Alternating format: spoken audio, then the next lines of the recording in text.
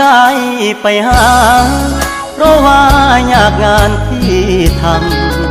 ำบ่ได้ใจดำยังคิดนำตัวน้องคือเก่า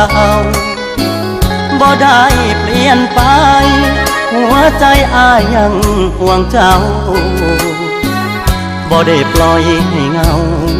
เสาร์อาทิตย์ติดงานโอทีได้แต่โทรหาน้องคงจะไม่ว่ากัน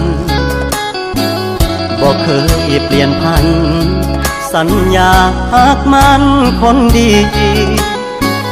บ่ได้กักมีกินบ่ได้เลีกสัญญาที่มี